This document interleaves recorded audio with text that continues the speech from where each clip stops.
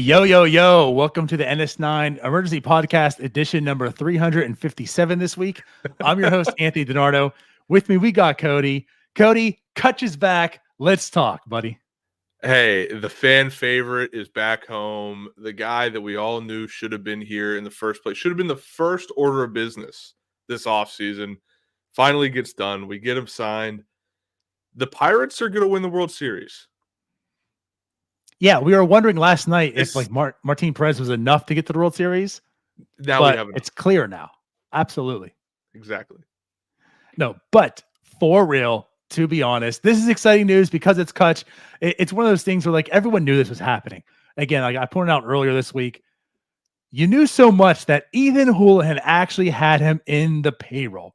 And Ethan is all about being correct and not making mistakes.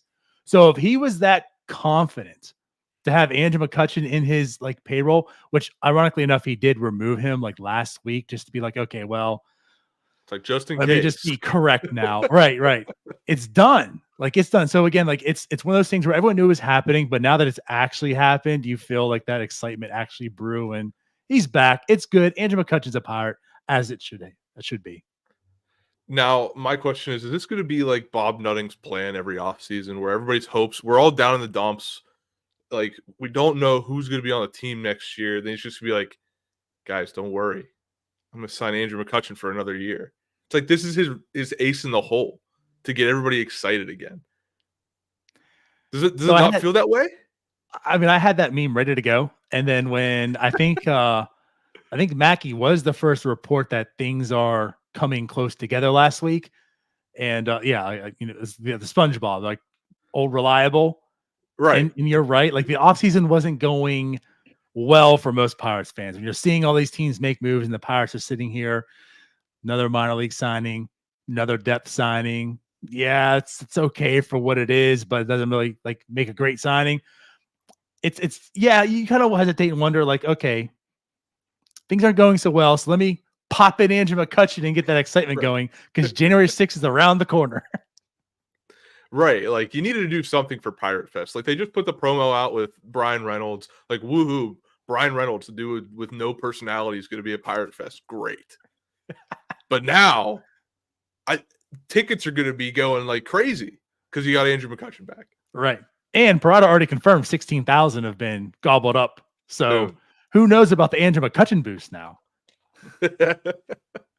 But no, for real. I mean, we talked a little bit in jest right now. Getting the feelings out. It's a good feeling. Andrew McCutchen's on the team. It's a 1-year, $5 million deal, which once again, I mean, you're talking about $5 million for not only the production Andrew McCutchen provides, but business-wise, he's going to bring in much more than $5 million. So, like, this is like just a slam dunk, no-brain deal for the Pirates. The fact that Andrew McCutchen loves the city of Pittsburgh so much that he's willing to come here for basically 2 years and $10 million is ridiculous, but we thank you, Andrew. Right.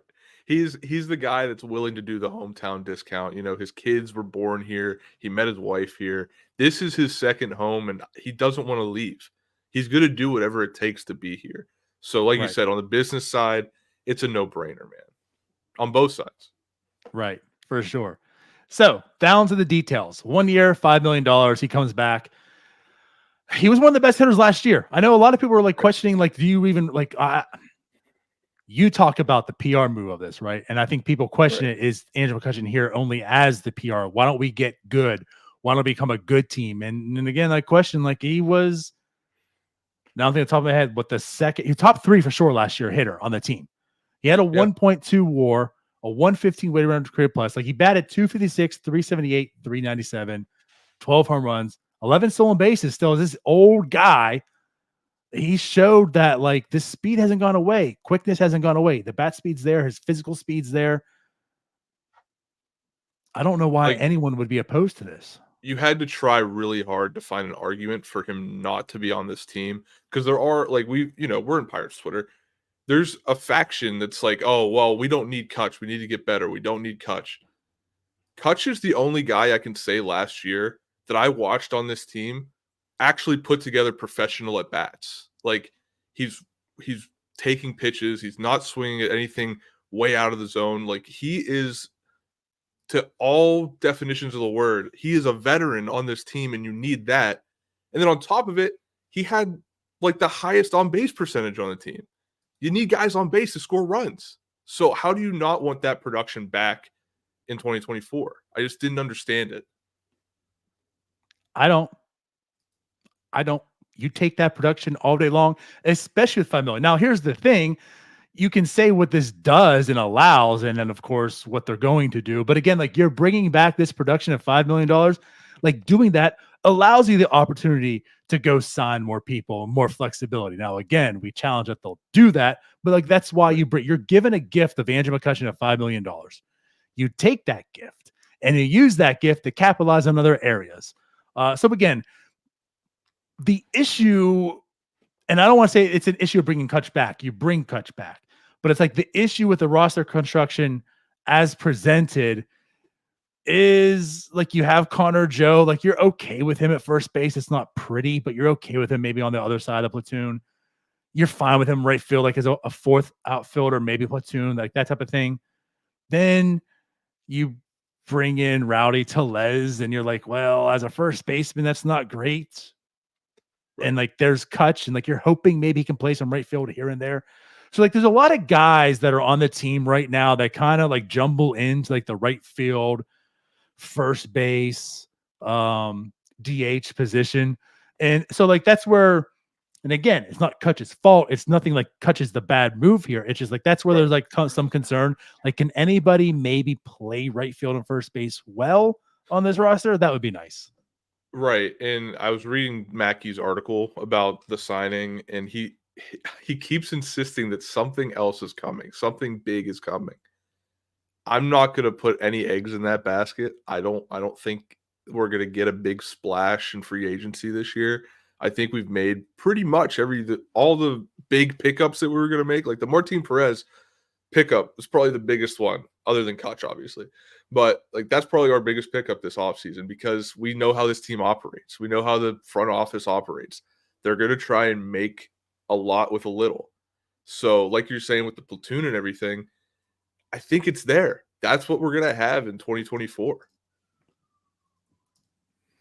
Well, there's definitely some platoons. I mean, that's Right. clear as day, because all these guys that are here, like there's going to be. No, right. I'm just saying, like that's the pool that we have to play with. You know, there's nobody else is coming in. Well, maybe, but all I'll say is going back to like what you said before. I'm more on your side, trust me. Right. But yes, what Mackey kind of teased and hinted is Cutch is big news. We know that, but this might not be the big news of the week, and that says something, because two things. We know this team needs starting pitching. And what did we talk about last night with Martin Perez? This, I'm not saying it feels it as if they're going to do it, but this has the feeling of the way we felt with the Cardinals. When the Cardinals got Lance Lynn and they got Kyle Gibson, it just smelled like something else is coming. Like this isn't the moves to say we're good. This is the moves to say, okay, we're set up. Let's get the guy that we want now. So like with Martin Perez, with Marco Gonzalez coming in, that's kind of like your Lance Lynn and Kyle Gibson. And it feels like, okay, that's not enough for this rotation to be good. That starts setting up the rotation. So like with Mackey teasing that out, and what do we talk about also? I mean, this would bring the 40-man to 42 players. Two people have to go. There needs to be a move. Right. So does that mean two things are coming together? Is the trade on the verge? And that's why they're also making these moves now, because this trade is basically like on the verge, so they can clear up some roster space and bring in this pitcher. Again, things are starting to kind of make sense. Yeah, I don't know, man. I want to believe it. I want to believe that there's a big move to be made, which there is, but I don't know. From what I've seen from Ben Cherington, I don't think he's going to pull the trigger. I think he might fumble a trade and get somebody not as good as everybody was hoping, and then have to DFA somebody that's on the 40-man. You know what I mean? Like I just see something getting fumbled here. Well, I don't know. I'm not going to go that far right now. That's the pessimist in me. I'm not always a pessimist, but right now I'm like, I'm really high on this Cutch thing. Well, I know I can't be that high. I'm like, listen, I've had my pessimism for 2 months now. Cutch is back. Like, let's celebrate that a little more here. That's where I'm at because and you know you don't get the opportunity to talk too much here, so I get that you're this is your release on that. But Yeah, this is me. I'm just trying to get some good vibes here, Cody. Good vibes. DiNardo's back, baby. I had to get my opportunity to do my Doug rant, and I did it. There it is. Not as long-winded, but had to do it. Right. No, get it. So again, like a couple things with this. Obviously, they're bringing him back. If you want to question like the health, I mean, everything seems as if it's good. Them coming back, you'd imagine the health is there. And like Jim pointed out, we kind of talked about it. He showed he's athletic enough still, and you know, I think that would make this a plus is if he can play right field just once, maybe twice a week. I think that helps out, and that clears up that jumbled plethora of mid and right field, first base, and DH. Right, get Cutch in there, get some of those guys out of the lineup and whatnot, put it in better situations. But also again, like their defense isn't that great either, and I feel like Cutch is still very capable of playing solid enough defense, and he showed it last year. And again, the injury is what pretty much limited him from not playing outfield at all. So if he does come back, it does come back healthy. I do envision him being more of just a DH. So again, if you're getting Cutch at DH, possibly right field here and there, $5 million, man, that gives you a lot of flexibility to play around with. Right. And like going back to the side of Pirates Twitter that's like, oh, we don't need Cutch. I think their argument was that, you know, he's old, he's got hurt, like we can't rely on him. It's like, okay, but if they have, like you said, you have the platoon, you have the players to be able to take those days, and he only has to play once, maybe twice a week out in the field, I think it all works out. Like I could see him eventually only playing day games. Like that could be a thing. You know what else was hurt? Rowdy Tellez, Marco Gonzalez, right? The entire rotation that was already here. So, like, okay, I would rather if everyone's hurt, I'll take a hurt Cutch over than a hurt everyone else that's on this team right exactly. now. So, right. But I hear you, man. So yeah, Cutch is back. It is official. I guess we could probably wrap up with that. It's been about 13 minutes here. Anything else you wanted to add? No, I mean, I'm happy about the re-signing. It's great PR move for Bob Nutting. It's getting everybody excited for the season, you know, going into Pirates Fest. I think I'm excited for what we're going to see in 2024 now, just knowing that Cutch is solidified on this team. You know, before, like when we were in winter meetings, I had a horrible time, by the way. I just, you know, it just seemed like there was no hope for winter meetings. Like that was the lowest point for me as a Pirates fan, because nothing happened. Like I know, like everybody's waiting for the Shohei shoot or drop then, but nothing was happening. All that really happened was the Marco Gonzalez trade, and I'm like, that dude has nerve damage in his arm. Like, what are we doing?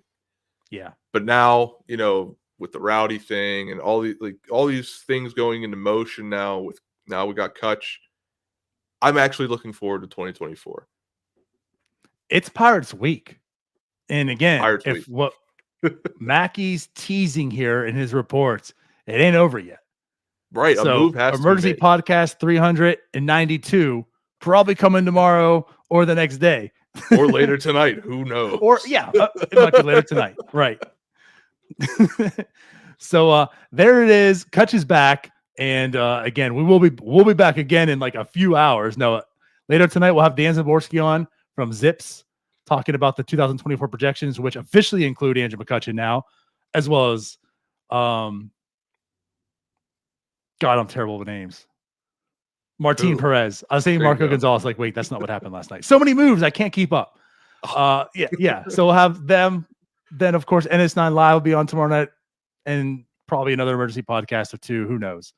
So stay tuned. Oh, and also, you've got done finishing editing, Cody. Yeah, we got the Brawl pack rip or box rip, whatever you want to call it. The NS9 cardboard is what it is. It was a great episode. I loved editing it. It was a lot to edit because I just had to keep adding cards. They were talking about every player, so I was like, I need to put like who this player is because you couldn't see what the card was. But I did that. Put some videos in there for us to laugh about. But yeah, excited for that. That's tomorrow at 4 p.m., I believe. And then Friday, got another bucking around. I interviewed a fan from across the pond. He's been a fan of the Pirates for 10 years. We got into how that came to be, why, why put yourself through that. And we just talked about, the expansion of the MLB over in Britain, and it was a great combo. I'm really excited about it. We had a debate at the end of the pod. It was just a very good time. Somebody is dying on my street, apparently. Well, they heard the Cutch news and they couldn't contain themselves. I get Right, it. they couldn't contain themselves. But yeah, look out for bucking around this Friday. Probably come out at like 6 p.m. I don't know. You tell me when it goes out. 2. Sure, we'll do 2. You've been doing this for how long, Cody? And anyways, I yeah. don't know. No, cool. Hey, NS9's been international this week also. I want to say that. Hell yeah. So Germany, England, right. number 2 podcast in Belgium. Let's go. There it is. But at any rate, let's rejoice today. Let's put aside Festivus is coming up. We can air out our grievances then. Today is a day of celebration. Andrew McCutchen is back. I'll leave you guys with that. Bye-bye. See ya. Hey, you all. Thank you for watching. I know we try to provide the most entertaining content that we can, and we'd love to spread it to as many people as possible. So I know it doesn't seem like a lot, but if you could take the 5 seconds to like this video and subscribe to the page, it helps out so much more than you know. Thank you, and let's go Bucks.